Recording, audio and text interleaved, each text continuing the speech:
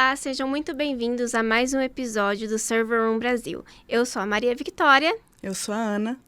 E hoje estamos com o convidado Luiz Augusto Durso, especialista em Direito Digital e Cybercrime. Seja muito bem-vindo. Obrigada por ter aceitado o convite.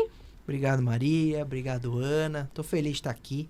Eu acho que é importante participar desses podcasts para falar sobre temas que interessam esse público de vocês, que são os crimes cibernéticos, e trazer um pouco da nossa experiência para esse papo. Eu que agradeço o convite. Sim, esse é um tópico que está muito importante atualmente, né? Está muito em alta, não é mesmo, Ana? Isso mesmo, com o avanço da tecnologia, né, novas profissões estão sendo criadas. E na advocacia, o direito digital está aí em alta por causa dos cybercrimes. As leis estão sendo criadas, né, novas leis estão sendo criadas. E hoje a gente vai querer saber um pouco mais sobre isso. Muito bem-vinda, muito obrigada por estar aqui. E para começar, como surgiu o direito digital? Olha, eu vou dar duas respostas. Vou falar como surgiu o direito digital e como surgiu o direito digital na minha vida. A primeira resposta, o direito digital surge a partir do momento em que a tecnologia começa a interferir na vida da sociedade moderna. Então, eu diria que o embrião do direito digital, a semente do direito digital, estaria no dia em que ia ter o bug do milênio. Lembra disso? Então, quando os computadores e os sistemas passam do ano de 1999 para o ano 2000, nós tínhamos a expectativa que ele ia voltar para o ano 1000, ia travar tudo, era um bug, e que isso gerou um gasto muito grande por parte das empresas lá em 1999 e muito investimento também para que não acontecesse essa expectativa. E, de fato, conseguiram solucionar.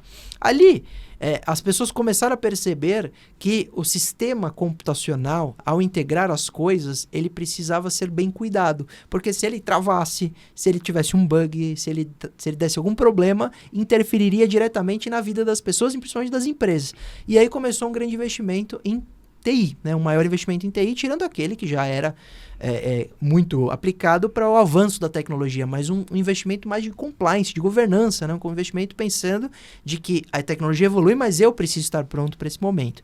Então eu diria que ali foi uma sementinha plantada na cabeça dos juristas a dizer, olha, aqui vai começar a dar problema e vocês precisam de um tema ou uma matéria para lidar com isso. E aí o direito, ele demorou para evoluir nesse sentido. Eu diria que a tecnologia veio avassaladora com os smartphones, por exemplo, o iPhone em 2007, depois o computador mais rápido, depois até o computador em forma de tablet, depois o computador em forma de relógio, smartwatch, tudo se tornando digitalizado, e o direito ainda tendo dificuldade de acompanhar tudo isso. Mas, aqui vai dar problema, aqui está dando problema, aqui está tendo vazamento das informações, aqui o contrato está na internet, aqui houve uma invasão de um computador, isso precisa ser tratado de alguma forma. E aí no Brasil, a primeira lei penal mais famosa que trouxe, por exemplo, uma reação ao crime de invasão do dispositivo informático, né, que é o crime que foi colocado em vigor por uma lei que foi apelidada de Lei Carolina Dickmann, ela foi, digamos, a primeira grande lei. Então, a gente está falando de 2012. Então, de 2010 para cá, nós podemos falar que o direito digital é mais vivo no Brasil. Depois veio o Marco Civil da Internet, a Lei Geral de Proteção de Dados, vários crimes relacionados que a gente vai falar com condutas novas dentro da internet, né, com as redes sociais também cada vez mais populares, mas o direito digital veio acompanhando tudo isso, mas depois que já estava acontecendo. Agora a gente vai ter inteligência artificial, carros autônomos matando pessoas, atropelando gente por aí, e como lidar com isso. Nunca o direito digital foi tão importante. Hoje ele é imprescindível, ele é super necessário, mas lá atrás ele foi verificada a sua necessidade e foi de uma hora para outra realmente sendo obrigatória o estudo dessa matéria.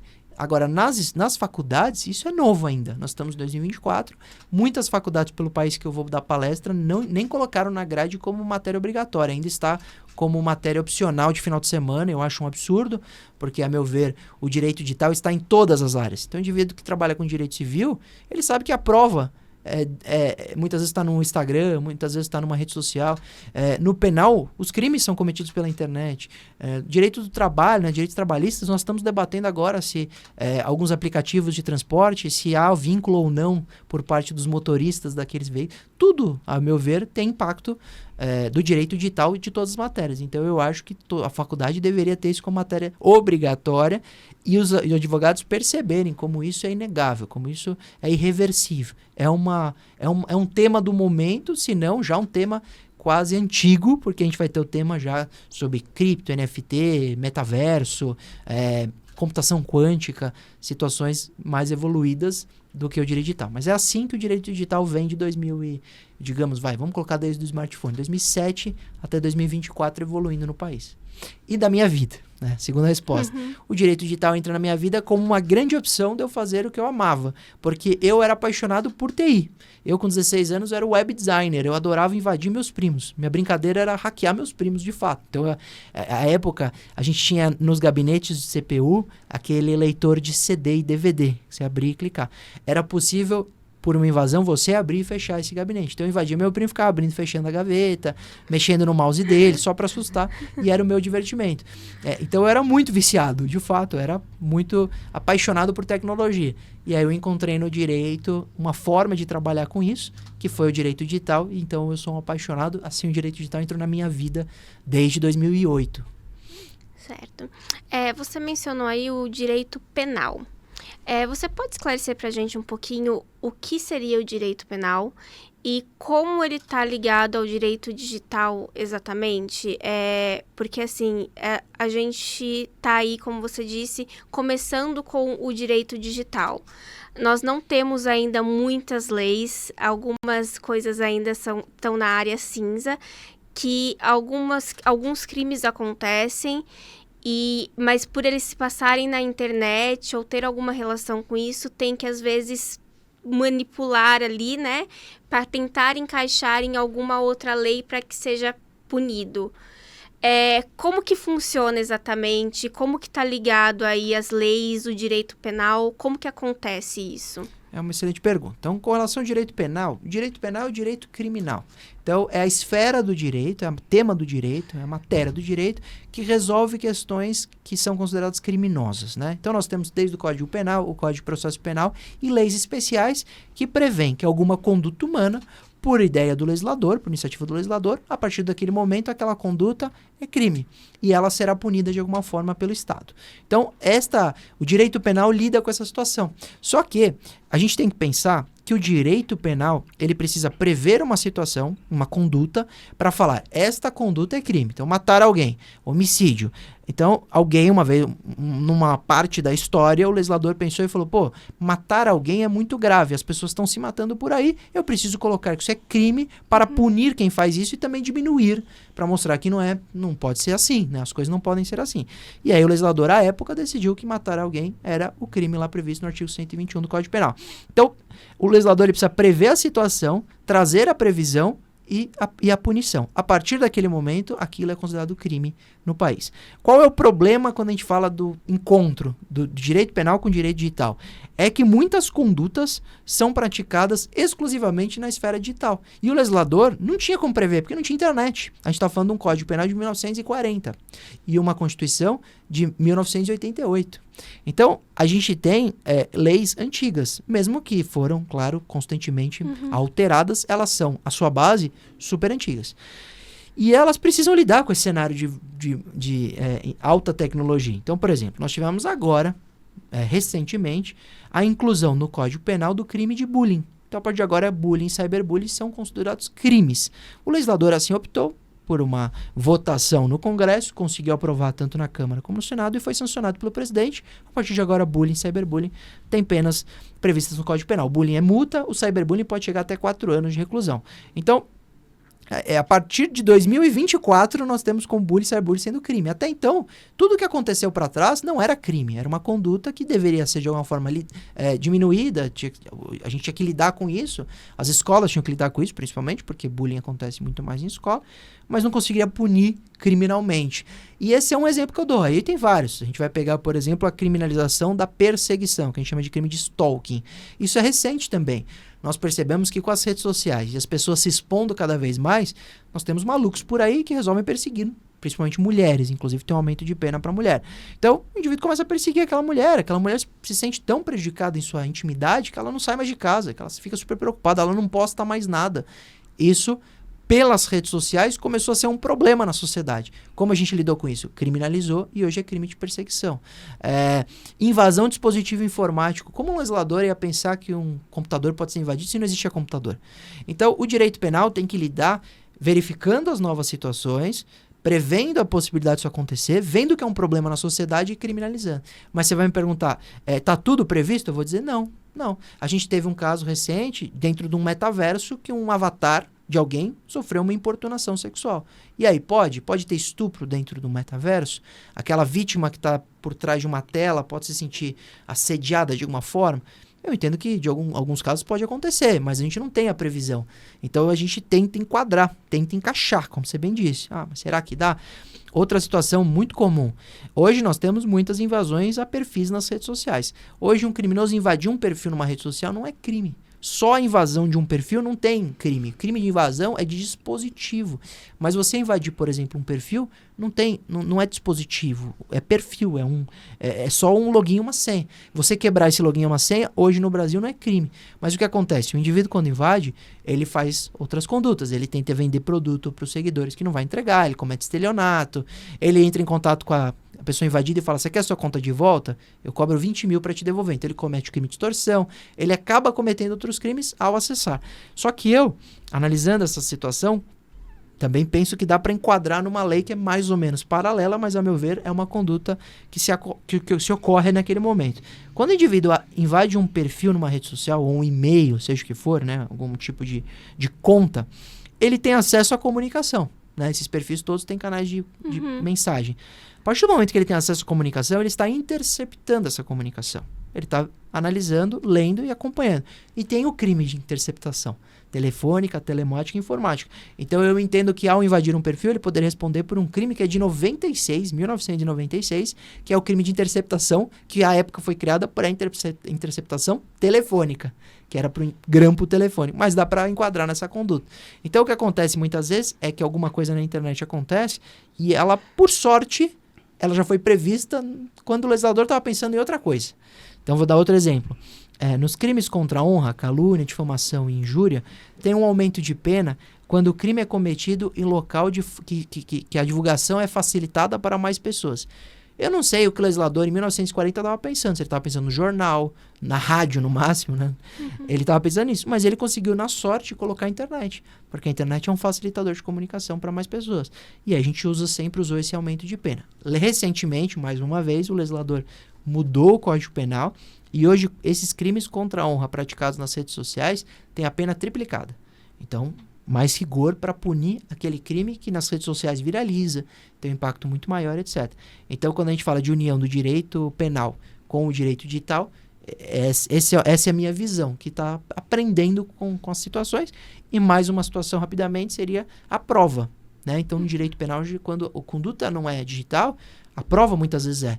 Nós temos casos de homicídio, que o homicídio foi no ambiente físico, etc. Não tem nada digital, mas tem um celular ali que entrega que a pessoa estava perto da casa onde aconteceu o crime, que ela fugiu com o corpo. Nós tivemos um caso recente aí que um empresário foi morto, esquartejado, e uma das provas principais para mostrar que era a mulher que ele tinha matado ele e além de esquartejado, despejado as partes numa estrada em Cotia, que é o caso de um empresário da IOC, uma das provas importantes foi exatamente o deslocamento do celular da mulher dele, né, da Elise Matsunaga, que ela foi até ali perto e a antena do celular entregou que ela estava na região. Então a prova foi digital e ajudou a desvendar um crime brutal, que era um crime de homicídio que aconteceu dentro da casa deles. Não tinha nada de direito digital, mas a prova foi impactada diretamente por as questões digitais e tecnológicas. Então, para mim, o direito digital está em tudo.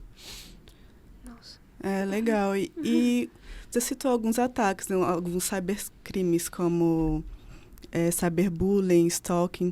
Quais são os mais comuns feitos na internet ou usando qualquer outra tecnologia? Olha, Ana, contra a empresa, o crime principal, o carro-chefe, assim, seria o crime de ransomware, criptografia dos dados. É o que a gente chama de sequestro de dados. Porque o criminoso ele tem a vontade de infectar uma empresa, por meio de um colaborador desatento ali. E esse vírus, ele vai criptografar tudo. Ele vai criptografando absolutamente tudo que ele encontra pela frente. Quando ele faz isso, ele inviabiliza a empresa de funcionar. E depois de criptografada, ela é vítima de uma extorsão. Então o criminoso entra em contato e fala, você quer de volta os dados? Você quer voltar a funcionar? Me paga tanto. Isso é o carro-chefe, isso é o grande ataque cibernético contra a pessoa jurídica hoje. Então, as empresas precisam investir em cibersegurança porque custa muito caro ser criptografado. Nós tivemos recentemente 2 lojas submarinas americanas que foram criptografadas e um dia o e-commerce fora do ar custava R$1 milhão de prejuízo. E o criminoso estava pedindo 4, 5 milhões de resgate, são 5 dias fora do ar. Às vezes até vale a pena para a empresa pagar. Lógico que nunca é a recomendação que damos, mas é a intenção do criminoso, mostrar que ali vale mais a pena pagar do que ficar criptografado sem funcionar, sem o site funcionar. Nós tivemos uma empresa nos Estados Unidos, chama Garmin, que ela produz GPS, smartwatch, etc. Só que ela produz GPS para aeronaves. E ela foi criptografada por um ataque ransomware e as empresas de companhia aérea começaram a cancelar voos porque não estava funcionando o GPS da aeronave que era dessa empresa que estava criptografado o servidor. Então, o dano é enorme. Nós tivemos danos a empresas que fazem monitoramento na Inglaterra de ambulância, não conseguia também direcionar a ambulância. Então, para a pessoa jurídica no mundo, não estou falando nem só de Brasil, estou falando no mundo, com certeza, o problema mais gravoso hoje são esses crimes relacionados aos vírus de WannaCry e ransomware. Com relação à pessoa física, é difícil falar os mais comuns, porque a gente vai pegar em alguns relatórios de empresas de antivírus, por exemplo, elas apresentam nas denúncias anônimas uma grande parte de problema com relação a crimes envolvendo pedófilos na internet, a crimes envolvendo xenofobia, racismo, opinião, crime de ofensa à raça, etnia, etc. E nós temos também relacionados a drogas, venda de drogas na internet, na Deep Web, né, com o Silk Road, era super famoso aquele portal, o maior portal de venda de droga na internet estava na Deep Web. Então a gente vê que isso é um problema grave na internet. Mas no dia a dia, se eu parar para ver, por exemplo, os meus clientes, quem me procura, o problema está ou nos crimes contra a honra, então essas ofensas que as pessoas praticam nas redes sociais mesmo, achando que é impune, ou um problema grave de tentativa de golpe. Então, os golpes mais comuns, assim, golpe pelo WhatsApp, golpe de banco, golpe com o vazamento de dados, né? Porque hoje, lamentavelmente, muitas empresas têm uma gestão muito grande de dados, esses dados são vazados e o criminoso tem muita informação.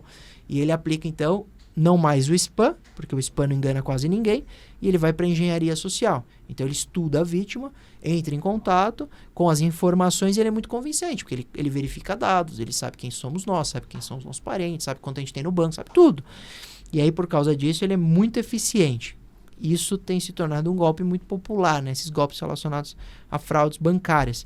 Então, eu diria que hoje esse seria o grande problema da pessoa física, né? Ela está atenta com esses golpes simples do dia a dia que por um oportunismo, um descuido, ela é vítima. E gera um prejuízo grande, né? Porque às vezes tem muita gente que me procura e fala, doutor, eu não tinha nada na minha conta, porque muita gente pensa, mas a vítima disso é gente rica. Não necessariamente, eu tenho muitos clientes que não tinham grandes condições financeiras, mas foram contraindo empréstimos para tentar pagar aquela situação para o criminoso, achando que era um parente que estava no hospital, ou achando que precisava pagar para não ficar endividado, e na verdade ele estava se endividando, contraindo empréstimos para o criminoso sacar esse dinheiro. Então, pouco importa o perfil, patrimônio daquela pessoa, ela pode ser vítima desses criminosos. E eles têm um empenho muito grande, uma quantidade muito grande de golpes, o que não dá mão nem conta da polícia investigar todo mundo e prender todo esse povo, que é muita gente aplicando esse golpe, e aí gera uma impunidade muito grande, mais golpes são aplicados, né? Então, eu vejo que hoje esses seriam os mais comuns e o maior problema da sociedade. Então, os golpes e os crimes contra a honra nas redes sociais e para a pessoa jurídica, sem dúvida nenhuma, a criptografia dos dados. E a engenharia social entraria em qual tipo de crime? Então, engenharia social não é crime. A engenharia social é um modus operandi que o criminoso ele percebeu que era muito mais eficiente ele conhecer a vítima antes de iniciar o ataque. Então, o que é engenharia social? Engenharia social é uma conduta do autor de estudar aquela vítima profundamente e criar um golpe feito sob medida, muito mais eficiente, para atacar. Eu dou um exemplo como a engenharia social é muito mais relevante para o autor. E preocupa muito mais a vítima, porque ela tem que ser muito mais precavida. Um grande youtuber com 10 milhões de inscritos, seguidores, ele fazia review de games. Então ele recebia um jogo, fazia, antes da pré-estreia, uma live jogando esse jogo, isso chama a atenção do público e faz as pessoas comprarem aquele jogo. E aí já era comum, ele era um grande influenciador nesta área. Um criminoso, sabendo de tudo isso, com dados de engenharia social, sem dúvida nenhuma, né, fomentando essa engenharia, entrou em contato, se passando por uma desenvolvedora. O indivíduo criou um demo, mas ele infectou esse demo com vírus e mandou, depois de contratação, mediante o contrato, assinatura, negociação, tudo perfeito, o game infectado. O indivíduo fez o review e perdeu o canal no YouTube por acho que uma semana. Ele acessou esse canal com 10 milhões de inscritos e ficou aplicando golpe de cripto nesses seguidores. Isso foi péssimo pro criador de conteúdo, que teve sua imagem ali totalmente prejudicada, porque imagina, você é um grande youtuber de games e caiu num golpe de engenharia social e teve sua conta infectada, invadida, é muito ruim. Mas por que ele caiu? Porque são situações rotineiras da atuação dele, que mesmo que se ele tivesse com muita atenção, a engenharia social é eficiente demais, porque ele sabia exatamente como abordar aquele influenciador, que ele já fazia esse tipo de contratação e que chamaria atenção porque os valores eram elevados nesse pagamento. Então a engenharia social não é crime, mas é o modus operandi de se cometer crimes com mais eficiência e mais assertividade.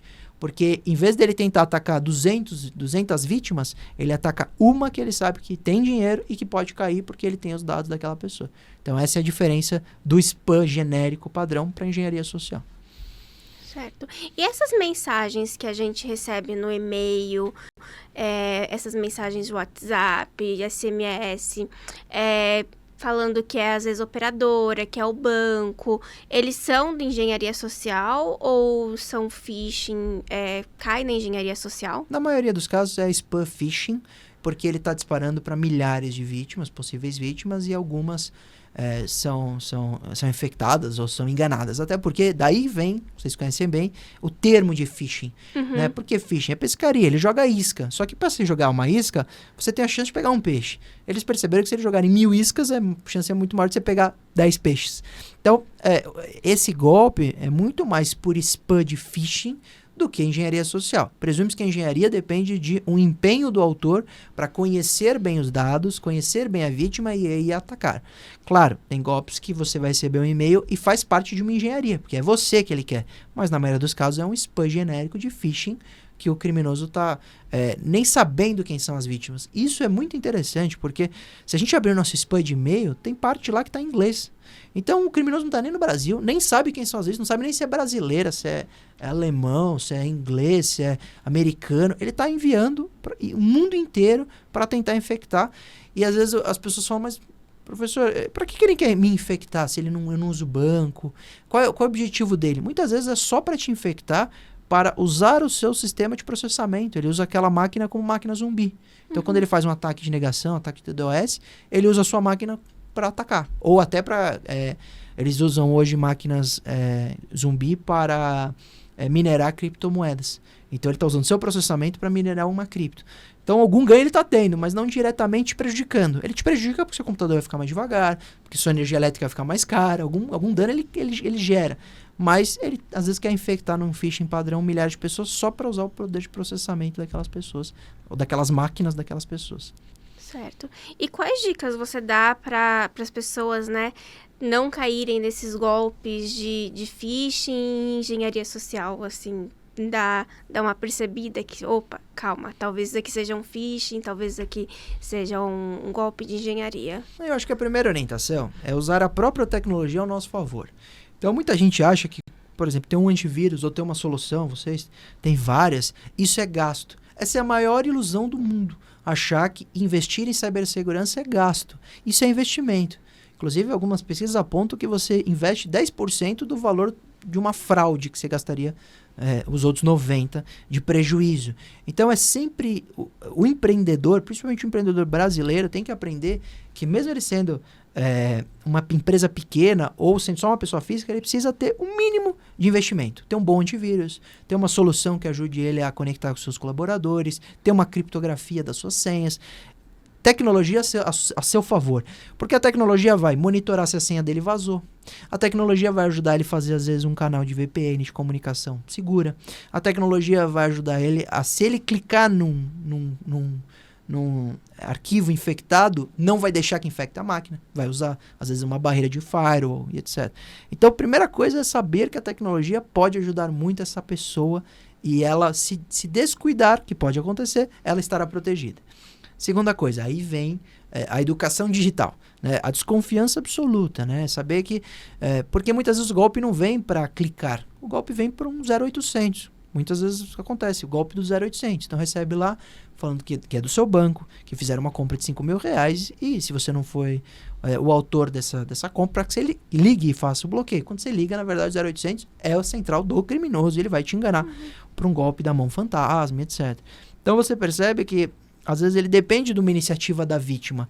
Se a vítima eliminar essas iniciativas, ela já diminui muito o problema. Então procurar os canais oficiais, por exemplo, tudo que envolver banco, não acredite em ligações ou mensagens. Teve dúvida? Liga na sua gerente, liga no Superlinha lá, traz o cartão de crédito, tem o número, liga lá, pergunta. Canal de atendimento oficial. Eu fui clonado? Minha conta realmente teve um débito que eu desconheço? É tudo, a maioria dos casos, 99% das informações são fraudulentas, são mentirosas, é fake news sobre aquilo que está acontecendo com a sua conta. Depois vai ter a situação de o criminoso gerar algum pavor, algum medo para te estimular a ir atrás. Então, dizendo que você foi intimado pela Polícia Federal, dizendo que você vai ter suas contas banidas. Isso eles fazem muito, né? Então, recebe um e-mail, sua conta vai ser banida, clica aqui para fazer o relatório de... Se a pessoa tiver um pouco de desconfiança, então aí, vamos lá, você recebeu, o que fazer? Não tem canal oficial para rede social, eles não atendem ninguém. Então, se ele buscar esse termo em alguma plataforma de busca, é bem provável que ele encontre alguma notícia dizendo que aquilo é fraude. Isso já diminuiria muito a preocupação daquela pessoa ter sua conta banida. Eu tenho tantos amigos que fazem consulta gratuita comigo e eles estão certos. Então, essa semana eu recebi uma conhecida da escola que falou: Luiz, eu recebi isso aqui dizendo que meu Instagram vai ser apagado, é verdade? Eu devo clicar? Eu falei: não, é mentira, esquece, apaga. Simplesmente siga a sua vida. Ela teve o mínimo de cautela e não caiu, graças a uma pergunta que ela fez para mim, que poderia ser para terceiro, pode ser para qualquer um, ou uma pergunta numa plataforma de busca. Então, esses cuidados de investir em tecnologia e você ter noção de que na maioria das situações é fraude e ter cautela que você não tem que clicar em nada, que você pode checar em canais oficiais, que você pode, às vezes, até executar uma verificação com antivírus antes de usar um arquivo, de você executar um arquivo, isso já ajudaria muito. Eu falo, eu uso isso como lição para minha vida, por gostar de ter e usar, e nunca fui invadido, nunca fui infectado. Mas eu tenho cautelas exageradas, digamos assim. Porque, por exemplo, tem um caso que é o SIM swap. O que é o SIM swap? O indivíduo clona o chip da vítima, o número de telefone da vítima, na operadora. E ele sai com o seu número. Então, o seu celular para de ter sinal e ele está com o celular dele com o seu número, e ele vai fazer resgate de senha com o seu número. Esse é um problema, porque você não teve culpa nenhuma. O indivíduo foi lá na operadora e se passou por você com um documento falso e conseguiu emitir esse chip. A culpa é da operadora, que nunca deveria ter permitido isso. Esse cuidado eu fui ter a mais. Eu fui ver uma empresa que de jeito nenhum deixaria emitir um chip sem a minha autorização. Eu pedi para criar todos os mecanismos de validação e checagem. Outra coisa, as pessoas têm preguiça. Então elas pensam, eu vou usar a mesma senha em tudo, eu vou anotar no bloco de notas, eu nunca vou ativar a autenticação de 2 fatores ou confirmação em 2 etapas. Tem que fazer. É burocrático? Às vezes você vai esquecer a senha, vai ter que fazer a recuperação, mas é melhor você esquecer do que o criminoso ter acesso a uma senha que é igual em todos os serviços e ele vai simplesmente tentar usar nas outras e vai acabar te invadindo em tudo. Então, não dá para ter preguiça quando a gente fala de segurança cibernética própria. Estou falando só de pessoa física nesse caso. Tem que ter cuidado. Isso já ajudaria muito a mitigar esses riscos que geram um prejuízo muito grande para aquelas pessoas físicas que são invadidas. Uhum. Interessante. E, infelizmente, o Brasil, aí, na América Latina, é o país que mais sofre ataques cibernéticos, né? E, na sua visão, por que isso acontece aqui? É uma boa pergunta. Eu já me peguei muitas vezes refletindo sobre isso, né? Porque o Brasil, ele está sempre no top 5 do país mais atacado, tanto de empresa como de pessoa física. Eu acho que a resposta está, primeiro, no nosso tamanho, né? O Brasil é enorme, de 200 milhões de brasileiros. E pouco conhecedores da tecnologia. Se a gente pegar uma análise de fato, quantas pessoas se preocupam em conhecer tecnologia, não são muitos que gostam ou que estudam ou se aplicam. Então, eles são inocentes do ponto de vista tecnológico. Então, essa inocência também faz com que se tornem vítimas mais fáceis. Então, nós temos um povo muito conectado. E outra coisa, né? É um país muito grande, pouco conhecimento tecnológico e um povo muito conectado. Nós acabamos com o Orkut. Né? O dono do Orkut falou, eu tô tirando isso aqui do ar porque os brasileiros fizeram do jeito que eu não queria que fosse assim. Então, a gente conseguiu acabar com o Orkut. O brasileiro adora. Também está sempre no top 3 de país que mais interage nas redes sociais, que mais dá like, compartilha no Facebook, por exemplo. Então, nós estamos lá. E quando nós estamos, a gente chega para chegar. À toa, a gente interfere em reality show fora do país. Quando decidiram que quem ia ganhar no BBB de Portugal era um brasileiro, eles fizeram ganhar. Então o brasileiro ele tem essa mobilização de massa pelo seu tamanho, mas também por essa interação gigante de adorar rede social, que faz com que isso fique muito grande. Então as pessoas, opa, onde estão esses usuários? Estão no Brasil. Então é um país que está usando muitas redes sociais, tem muitos usuários, pouco conhecem de tecnologia, e aí quando a gente vai para a empresa, investem muito mal em cibersegurança. Então a gente está inseguro do ponto de vista tecnológico. Não é à toa a gente não tem nenhum programa de bug bounty. O programa de bug bounty é quando uma empresa está tão segura, ela está tão competente naquilo que faz, ela abre para o mundo testar, e se ela tiver um report, ela paga pela falha encontrada pelo pesquisador, pelo hacker ético. Isso as maiores empresas do mundo de tecnologias, Big Techs, têm. Agora no Brasil você não encontra, porque se a gente abrir para bug bounty, no dia seguinte a empresa cai. Porque ela não investiu adequadamente, se investiu ainda não está nesse nível de Vale do Silício ou Ásia de cibersegurança. Então nós somos um povo que realmente, né, não está pronto. Por isso que a gente tem que investir muito, a gente tem que convencer. Eu faço treinamento em empresa de cyber, que eu mostro a necessidade de investimento em soluções tecnológicas que precisa investir e que esse dinheiro dá retorno. Vocês trabalham com marketing e às vezes a verba de uma empresa no marketing ela é infinitamente maior do que a verba de cibersegurança. Eu falo isso é uma bobagem tão grande, porque vocês têm que entender que investir em privacidade, investir em cibersegurança no momento em que os consumidores, usuários hoje são empoderados, então eles perguntam para a empresa, o que você vai fazer com os meus dados? Onde eles serão armazenados? Eu não quero que tenha vazamento de jeito nenhum. E que se esses consumidores veem uma notícia de vazamento, eles param de fazer negócio com aquela empresa, é um desgaste muito grande à empresa, você percebe que investir em cibersegurança é investir em marketing também. Não à toa, você vai ver bancos por aí que na TV, fazendo publicidade, eles falam, aqui você tem privacidade. Isso hoje é muito relevante. Então, vender essa ideia é bom, mas para vender essa ideia, você precisa ter investido muito em cibersegurança. Está pronto para enfrentar o mercado. Mas é um marketing hoje muito eficiente, porque as pessoas sabem que vão fazer negócio com aquela empresa, vão ser consumidores, e que ali as questões estão protegidas, né? Seu contrato está protegido, seus dados pessoais estão protegidos. Isso hoje é marketing. Então tem que tirar uma parte da verba do marketing e colocar em cibersegurança. E eu convenço as empresas nesse sentido nos treinamentos. Então, e não é algo manual, né? Hoje é algo automático. Hoje as empresas de solução trazem pronto esse investimento. Basta querer e fazer. Então, esse raciocínio precisa de fato mudar no Brasil para eles entenderem e enxergar essa importância. E aí sim o país estará não mais sempre no top 5 ou top 3 de país mais atacado, ou país que tem mais prejuízo com cibersegurança ou cyberataque. Uhum. E existe, além você comentou das redes sociais, né, que aqui, por a gente usar muito, tem muitos ataques por elas, mas tem algum outro cybercrime muito comum que acontece mais no Brasil e em outros países não? É que assim, para a gente pensar os crimes cibernéticos aqui, a gente tem que olhar a cultura, né? Então, com certeza aqui, no momento do Brasil agora, com essa polarização, nós vamos ver crimes, ou por exemplo, agora com a guerra, né? Agora situações durante um período que fomentam algum tipo de crime, principalmente esses crimes contra a honra mesmo. Então aí você vai ver um aumento, a polarização durante uma campanha política aumenta determinado crime contra a honra, contra um político, contra outro. Então depende muito do momento. A gente sabe que o basal, que o padrão, né, que aquele crimes, os crimes mais normais são esses relacionados a estelionato, relacionados à extorsão, relacionados à invasão de dispositivo informático, relacionado à ameaça. Muita gente ameaça as pessoas, vou te matar, etc. E acho que isso aí não é crime, é crime. Então, a gente percebe que depende um pouco da cultura. Então, um povo mais educado, digamos assim, né? Um povo que se ofende menos nas ruas, se ofende menos nas redes sociais.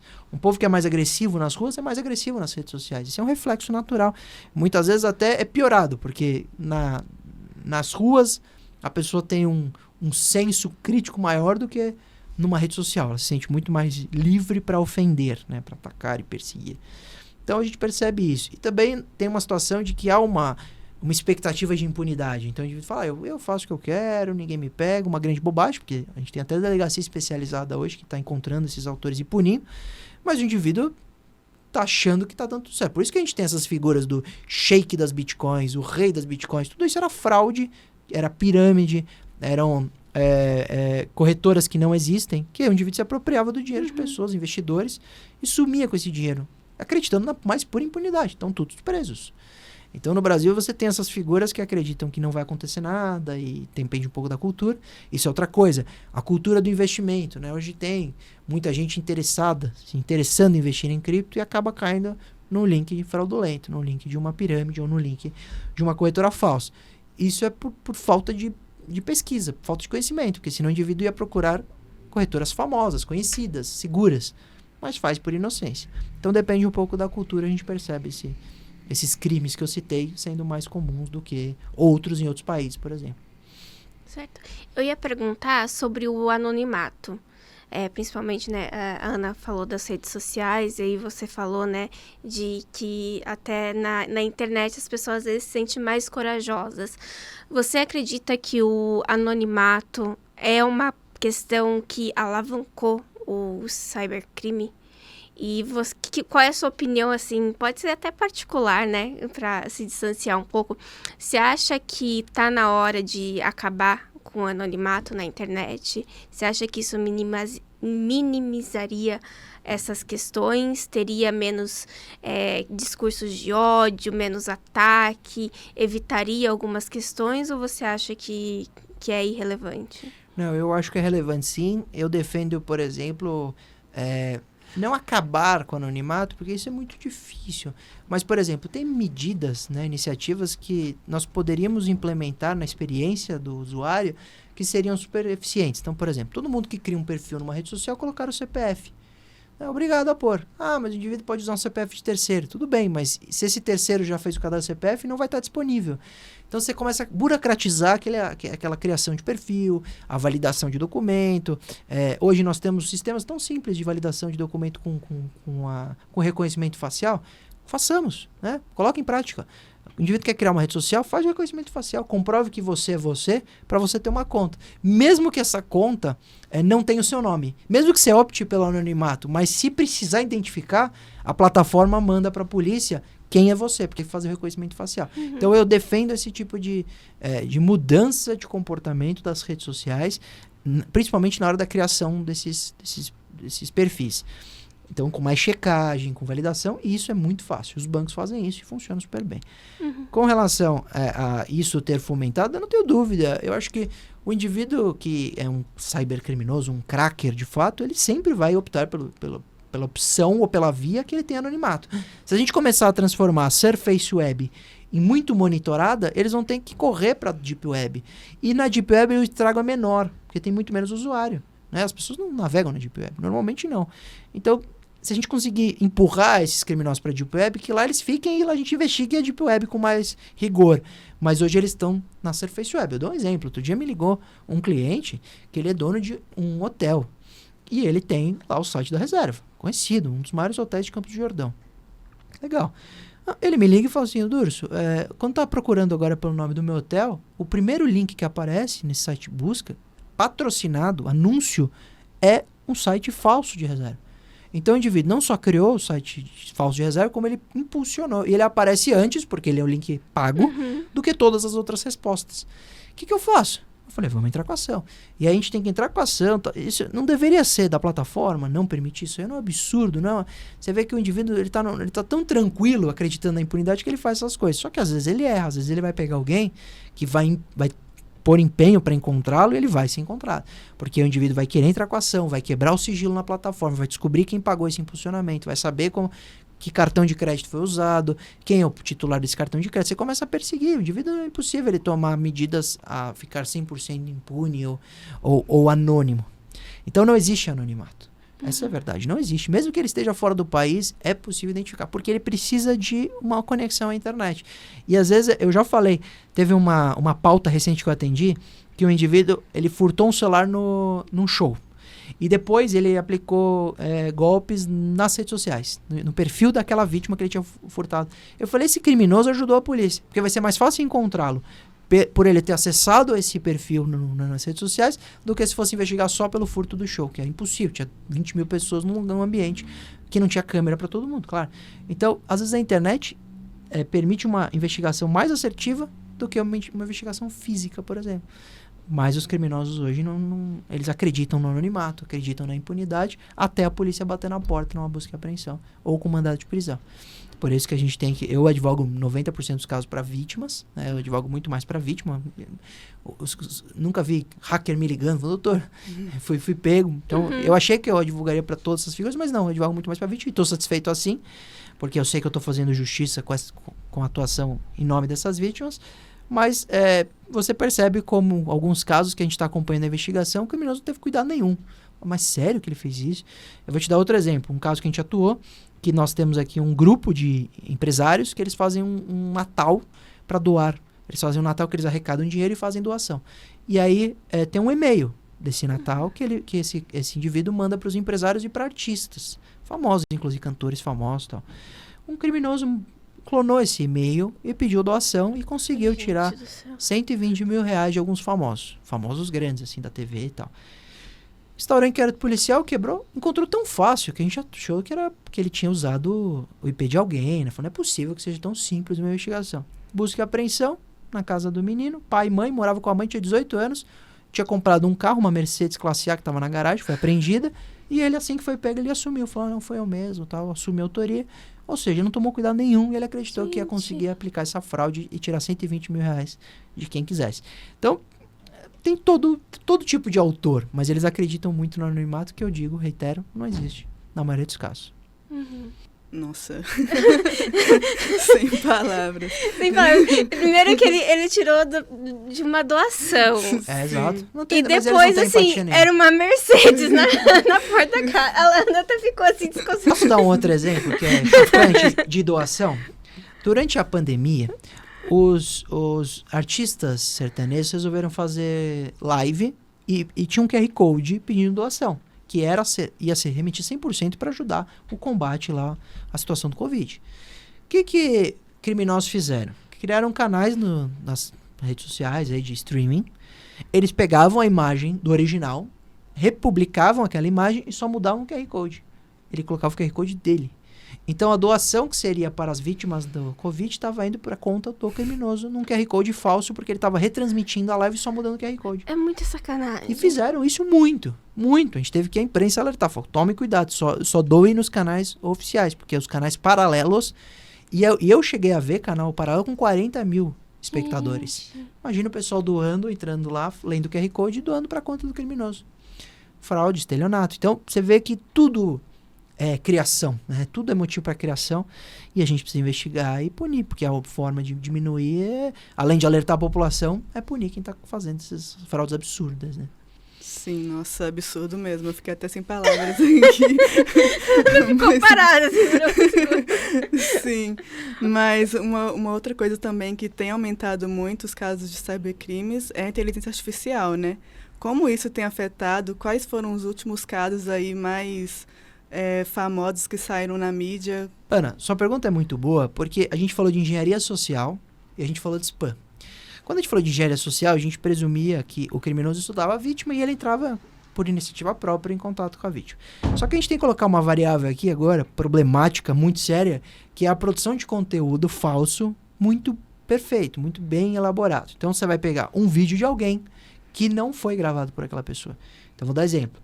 Agora estão fazendo promoções, falando, olha pessoal, o dono aí de uma loja grande, falando, olha, eu fui notificado pelo Procon e eu tenho que vender celular por R$100. Cliquem no link, eu estou sendo obrigado, eu preciso vender logo 1000 unidades porque eu não quero...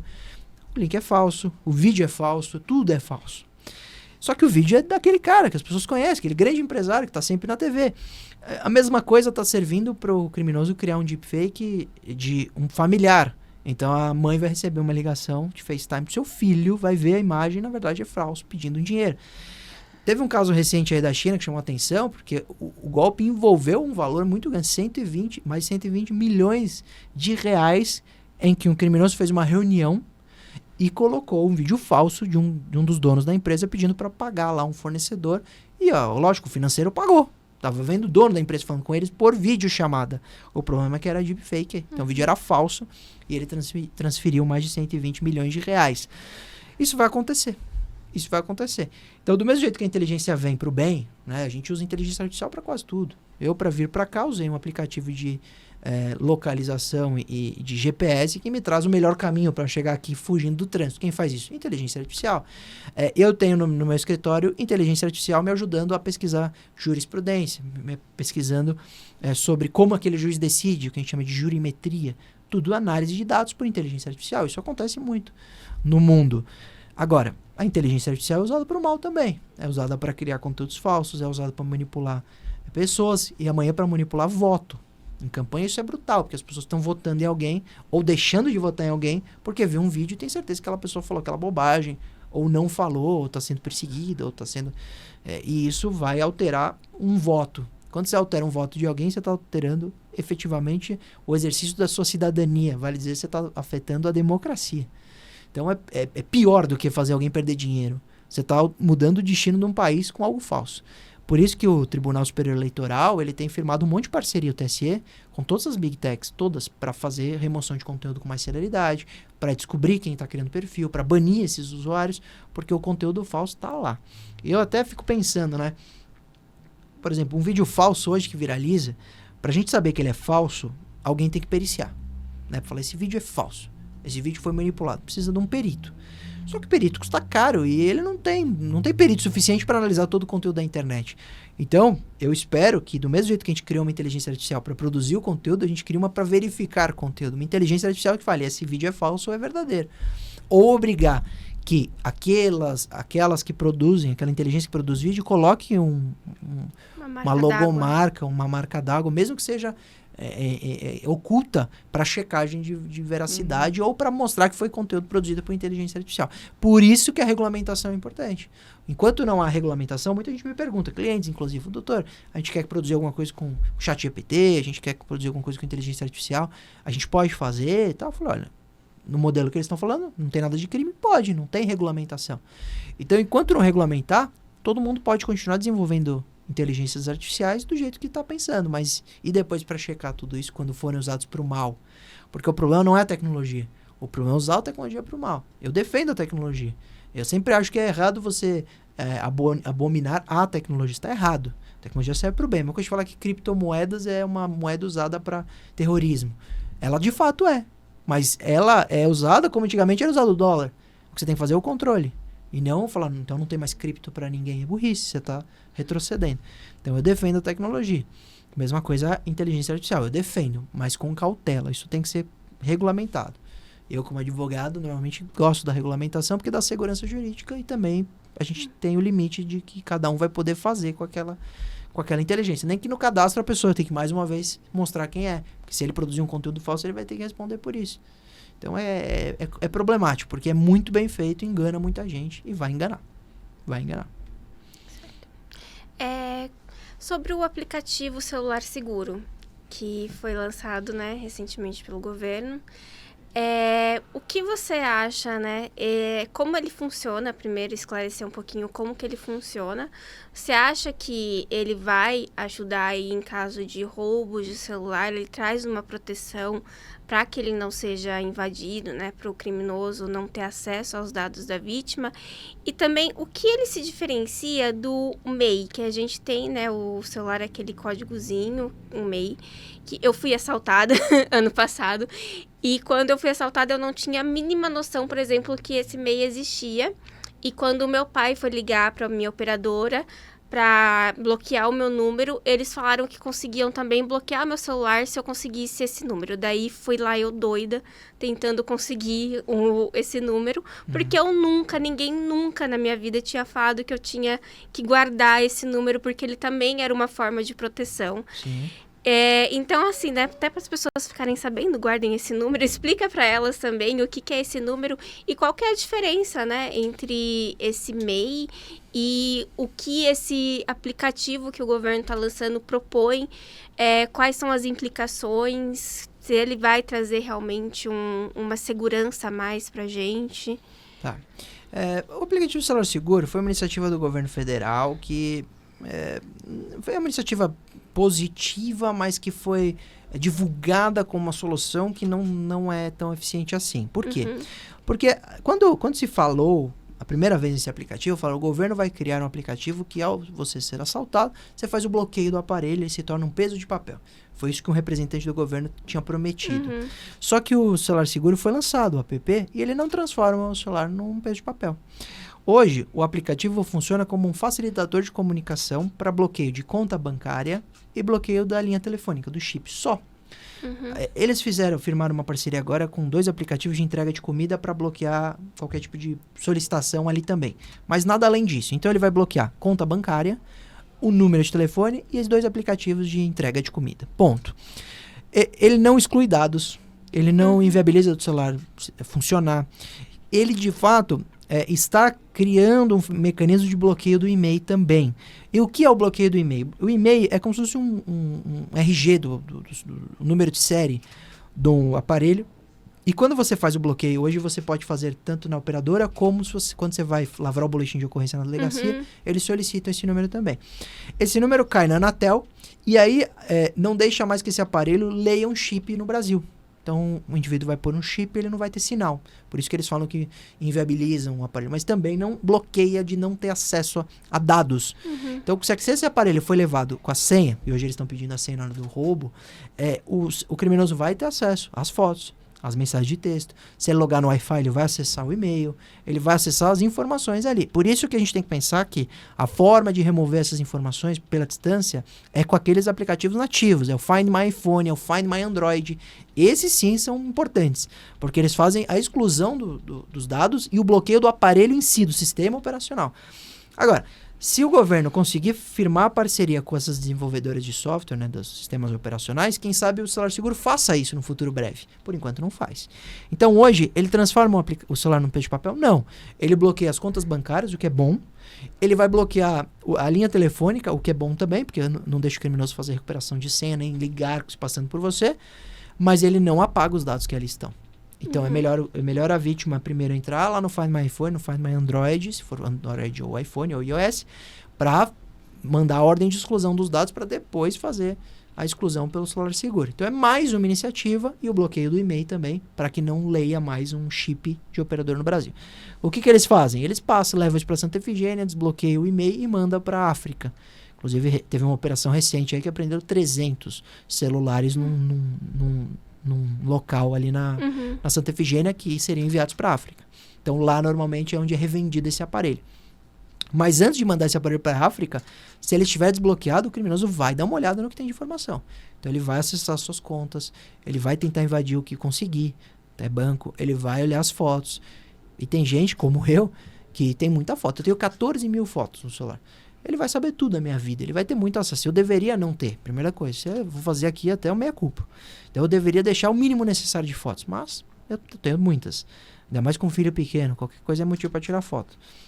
Segunda coisa, eu sei que se for levado esse celular, eu vou imediatamente no Find My iPhone e tentar bloquear o aparelho. Então eu vou tentar fazer isso.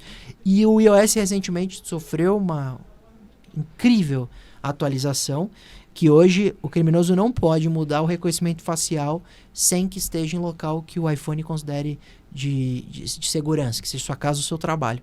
Então isso também está dificultando os criminosos a mudar o reconhecimento facial e acessar senhas que estavam salvas naquele aparelho. Isso está sendo ótimo também. Então a gente, no fundo, as coisas todas estão no celular e a gente depende um pouco dos desenvolvedores melhorarem formas de segurança. Porque basta ver que não custaria nada Eu, por exemplo, tenho reconhecimento facial toda vez que eu abro o WhatsApp. O iOS poderia ter isso para o e-mail. Não tem, por uma opção deles. Eles não vivem no Brasil. Né? Se vivessem aqui, eu tenho certeza que o sistema operacional seria muito mais fechado. Mas a gente precisa continuar cobrando, esperando e tendo essas cautelas de ter menos foto, ter menos informação, deixar tudo pré-ativado. Porque o celular seguro, para você bloquear a conta bancária e o seu chip, você precisa ter previamente cadastrado o seu aparelho. Não precisa baixar, precisa se cadastrar, precisa lembrar a senha do seu iCloud ou do seu Google, do Android Tem o OneDrive, tem... Isso, a sua senha da Microsoft ou do Google. Android, Você precisa ter essas senhas salvas para você poder reagir adequadamente. Senão, tá tudo na mão do criminoso. E aí, é triste. Sim, Vai no muito desespero. triste. O desespero é grande. E a gente conversou um pouco sobre inteligência artificial, né? Mas quais são as outras coisas que a gente pode esperar para o futuro, nas leis em geral e nos cybercrimes? Olha, essa é a pergunta mais difícil que você me fez no podcast inteiro, porque tem uma pesquisa que apontou que as inovações na época medieval demoravam 500 anos. Então, para ter uma grande novidade, 500 anos tinham que passar. Hoje em dia, são 2 a 5 anos. Então, tudo muda de 2 a 5 anos. Nós estamos com um óculos inédito aí da Apple, que vai para mim mudar tudo, que é essa realidade mista. Então, não é nem de realidade aumentada, nem realidade virtual. Uma realidade mista, isso para mim já vai mudar muita coisa. Né? A Apple tem prometido que é a nova forma de usar dispositivos eletrônicos. E eu acredito nisso. Eu tenho visto os reviews, um conhecido meu já comprou, já está usando. Esse Vision Pro muda muita coisa. E isso muda também os crimes, porque a partir do momento que você tem isso dentro de casa, você vai ter, eu brinco até, mas é verdade, você vai ter sequestro de geladeira daqui a pouco. O criminoso vai travar a porta e vai falar, você tem que pagar para eu liberar a porta aí da sua geladeira. Nós temos os crimes, a gente não falou disso, mas os crimes comuns migrando para a internet. Então, muita gente me pergunta, poxa, existe algum crime que não dá para ser cometido na internet? Até homicídio dá. Então, o indivíduo invade um hospital e desliga um respirador. Ele é um hacker, a milhares de quilômetros de distância, ele mata alguém. Ele mata pela internet. Ele aumenta a dosagem de um medicamento. Ele mata alguém. Ele explode, aconteceu recentemente na Europa, ele entrou numa empresa, invadiu uma empresa, explodiu um gás que estava em alta pressão dentro lá de um botijão e matou 2 funcionários, explodindo um gás ali, um botijão em alta pressão. Então ele consegue matar pessoas à distância. Praticamente todo crime dá para ser cometido na internet. E quanto mais conectado, mais vulnerável, né? Mais pontos de vulnerabilidade.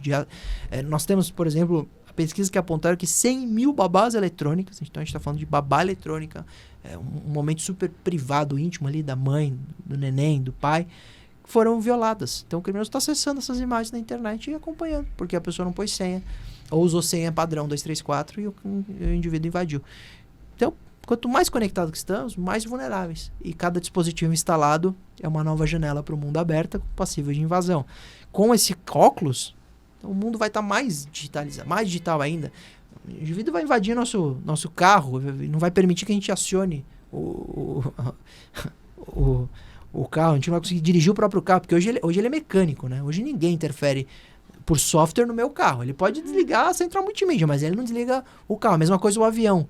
Todo o sistema de multimídia de um avião, ele é separado do sistema de navegação.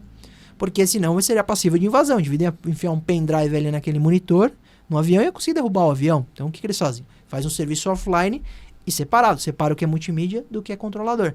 Agora, o carro não. O carro é 5G. O carro está conectado na internet. Até porque a gente tem aplicativo do carro, nesses carros autônomos, passível de invasão. Passível do indivíduo acelerar e te matar dentro desse carro. Te jogar para fora da estrada. Então os crimes vão mudar. Inteligência artificial comete crime agora. Né? Então tivemos recentemente um robô jogando xadrez com o menino. E em vez de pegar uma peça, ele pegou o dedo do menino e quebrou o dedo desse menino. O robô cometeu lesão corporal. E aí? Né? O robô cometendo homicídio. Então, esses crimes novos a gente vai ter que lidar de alguma forma. A inteligência artificial muda muito. Esses óculos também de realidade mista mudam muito, porque é mais conectividade, mais vulnerabilidade. É um mundo mais legal, porque eu sou super entusiasta das novidades tecnológicas. Eu quero muito esse óculos, né? Mas é caro pra caramba, custa um rim. Mas eu gostaria de ter a experiência, mas eu sei que o preço que a gente vai pagar vai ser bem caro. E esse preço vai ser principalmente com a nossa privacidade e com a nossa... às vezes com nossos bens, porque as pessoas vão cair nos golpes. O dinheiro hoje é virtual. Você não tem mais dinheiro em casa. As pessoas antigamente falam, eu tenho tanto. Por quê? Porque eu tenho aqui, ó, tá aqui, tá num cofre. Eu tenho dinheiro. Agora você tem um número no banco, que é digital, passível de invasão, que o cara te limpa em um dia essa conta. Então tá tudo muito distante da gente, tá tudo digitalizado. Isso é preocupante. Então eu acho que o mundo digital ele é lindo, ele é incrível, eu sou super defensor, mas ele traz um ônus aí que a gente tá pagando há muito tempo, que são esses riscos e que é difícil a gente diminuir. Não é a lei que vai mudar. Não vai ser por lei. Vai ser a gente se unindo, a gente criando ferramentas tecnológicas. É muito mais eficiente a gente criar ferramenta tecnológica que ficar criando lei. Muito mais. Porque eu não consigo te dar um exemplo de alguma coisa que a gente criminalizou que as pessoas pararam de fazer. Não, agora é crime, eu não faço mais. Então, não, eu tô perseguindo a vizinha, agora é crime de stalking. Não vou fazer mais. Não, ele continua praticando. Então, criminalizar a conduta não faz com que ela inexista. Agora, você criar um mecanismo de segurança tecnológico, você consegue combater muito. Então, sei lá, por exemplo, tem um caso de um banco aí que ele só deixa fazer Pix num valor elevado quando você estiver conectado no Wi-Fi da sua casa. Baita ferramenta. Muito melhor do que criminalizar alguma coisa, aumentar a pena de estelionato. Não vai resolver. Agora a tecnologia resolve. Por isso que eu me apego à boia das salvações tecnológicas, porque eu acho que se as empresas investirem em segurança, soluções, isso vai ser muito eficiente para diminuir as fraudes que são cada vez mais esperadas com esse mundo mais conectado e mais interativo, né? Vai ser muito legal, mas vai ser difícil a gente lidar. Espero que empresas como a que vocês representam estejam sempre criando soluções assim para que a gente consiga diminuir esses índices e trazer soluções que serão cada vez mais baratas, mais acessíveis e mais populares. E aí os criminosos vão ter mais dificuldade em aplicar seus golpes e suas fraudes. Sim. Para finalizar, você falou rapidinho aí da regulamentação da inteligência artificial. Como que tá aqui a discussão no Brasil? Você acha que deve ter essa regulamentação? Qual o nível que ela deve ser regulamentada? Alguns países já estão criando, né, essa regulamentação, já está nos primeiros passos de implementação. Como que tá? Olha, o Brasil tem alguns projetos de lei e o Brasil, se a gente falar de discussão, tá indo bem, assim, tá indo, até que em comparação ao restante do mundo tem uma lei bastante evoluída, mas aí começa o problema que você levantou, até que ponto a gente vai regulamentar? E aí só o legislador nos responde, porque às vezes vem um ponto que o pessoal critica muito e que seria bom e não emplaca. Nós tivemos essa experiência com o PL das fake news na 2630 e isso fica difícil, porque isso se torna um grande debate político na internet e aí nada prospera.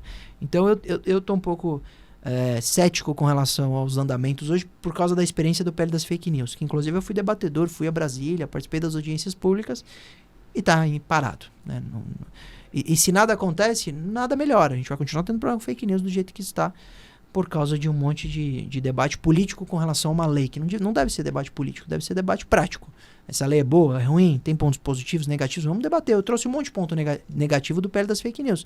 Vamos mudar a lei. É por isso que é PL, por isso que é projeto de lei. Para quando ela se tornar lei, ela seja a melhor dos mundos. Então, precisa melhorar. Com relação ao Senado do IA, a gente tem uma corrente que quer muita regulamentação, uma corrente que não quer pouca regulamentação. É difícil achar esse padrão mediano de regulamentação que seja bom, né? Que fomente a tecnologia e não inviabilize a evolução. Mas a gente tem que debater. Eu acho que o debate tem que ser sempre aberto, deixa quem quiser criticar, critique, quem quiser elogiar, para isso evoluir. Porque senão, se a gente inviabilizar o debate, que vai acontecer com o PL das fake news, aí a gente não evolui. Então, o debate hoje está sendo positivo, tá? Eu vejo que o Brasil tem já algumas diretrizes, principalmente a gente tem no governo federal um grupo hoje muito engajado nas questões de direito digital, isso é ótimo, né? Secretaria do Direito Digital, tal.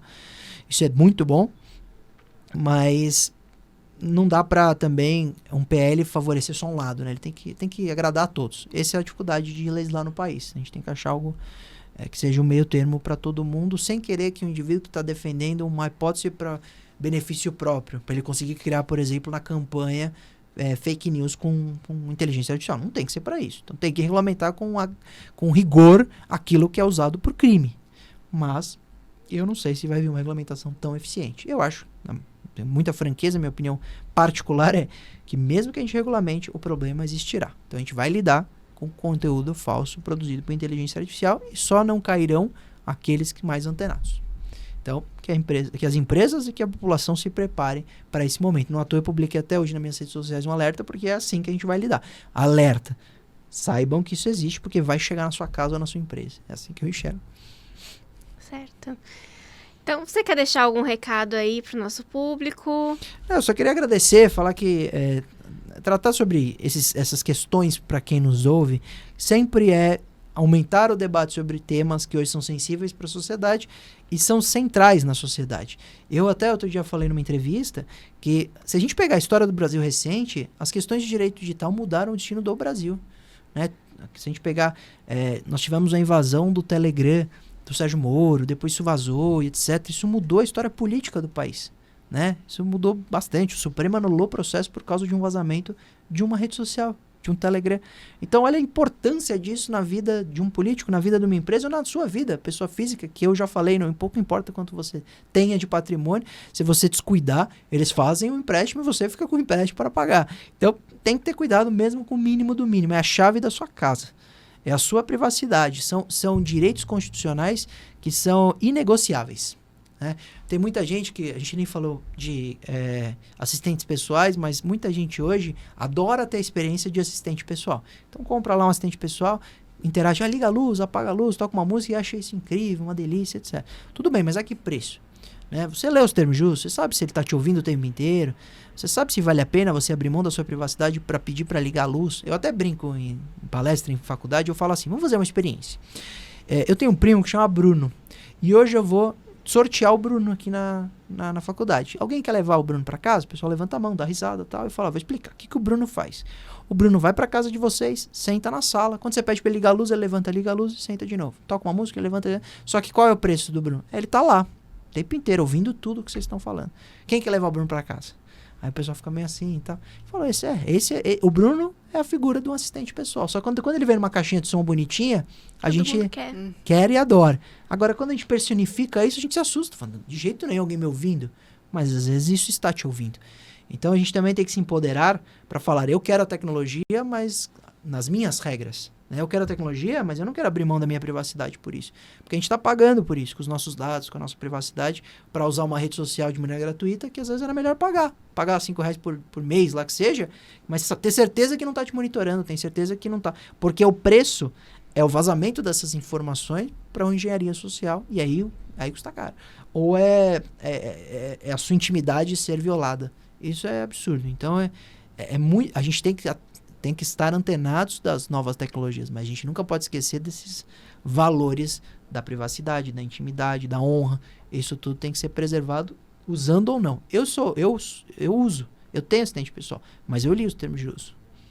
Então, eu sei, e sabendo o que é coletado, eu sei onde colocar. Eu não pus no meu escritório, eu não pus na minha sala, entendeu? Então, eu sei onde eu vou falar uma coisa ou outra que eu não quero que seja ouvida por ninguém.